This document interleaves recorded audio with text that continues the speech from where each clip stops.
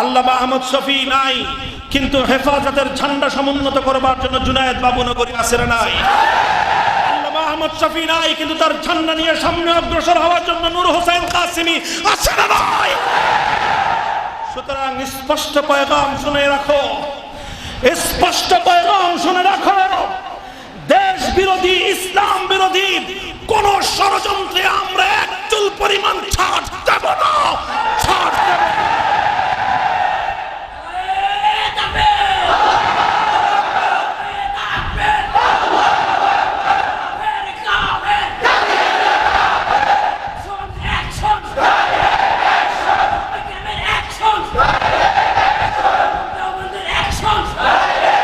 প্রস্তুত থাকবেন তো ইনশাআল্লাহ?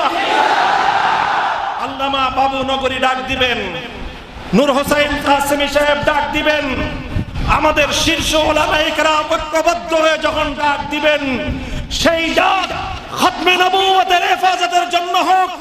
আল্লামা নুরুল ইসলাম সাহেব অথবা মধুপুরে আব্দুল হামিদ পীর সাহেব মধুপুর, তারা যখন খতমে নবুয়ত নিয়ে ডাক দিবেন, তাদের ডাকে সাড়া দিয়ে আবার নতুন করে বালাকোটের ন্যায় শাপলা চত্বরে যেতে প্রস্তুত থাকবেন তো?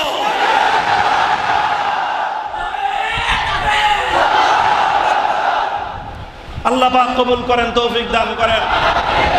শাইখুল ইসলাম আল্লামা আহমদ শফি চলে গেছেন, হেফাজতে ইসলাম চলে যায় নাই। আল্লামা আহমদ শফি বিদায় নিয়েছেন, খতমে নবুয়তের আন্দোলন বন্ধ হয়ে যায়নি। দেশ বিরোধী চক্রান্তের মোকাবেলায় শাইখুল ইসলাম আহমদ শফির সন্তানেরা নীরব হবে না ইনশাআল্লাহ। আগামীকাল জুমার দিন, আজকে বাংলাদেশ, গোটা বাংলাদেশে কলঙ্কজনক অধ্যায় রচিত হয়েছে ধর্ষণের।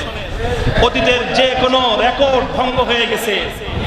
কাজেই উলামায়ে কেরাম, ইমাম সাহেবান ঐক্যবদ্ধভাবে ধর্ষণের বিরুদ্ধে, ইসলাম এবং দেশ বিরোধী ষড়যন্ত্র এবং চক্রান্তের মোকাবেলায় তারা আগামীকাল জুমার পরে রাজপথে নামবেন। আলেমদের নেতৃত্বে ইমাম সাহেব যে আহ্বানে সাড়া দিয়ে রাজপথে নামবার জন্য প্রস্তুত থাকবেন তো ইনশাআল্লাহ?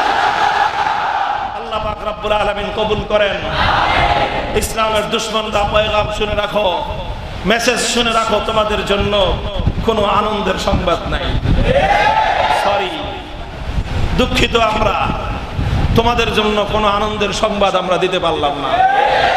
বরং তোমাদের জন্য পয়গাম হলো, আল্লামা আহমদ শফি জীবিত থাকা অবস্থায় যতটুকু শক্তিমান ছিলেন, মৃত্যুর পরে ইনশাআল্লাহ তার রুহানি ফয়েজ আরো বেশি শক্তিমান। ইনশাআল্লাহ কোনো বাতিলকে এক চুল পরিমাণ স্পেস দেওয়া হবে না। আল্লাহ পাক রব্বুল আলামিন হিম্মতের সাথে আমাদের পূর্বসূরীদের রেখে যাওয়া দ্বীনি আমাদের জিম্মাদারি এবং ঝান্ডা নিয়ে বীর দর্পে মাথা উঁচু করে বুক ফুলিয়ে সামনে অগ্রসর হওয়ার তৌফিক দান করেন। ওয়া আখিরু দাওয়ানা আলহামদুলিল্লাহি রাব্বিল আলামিন।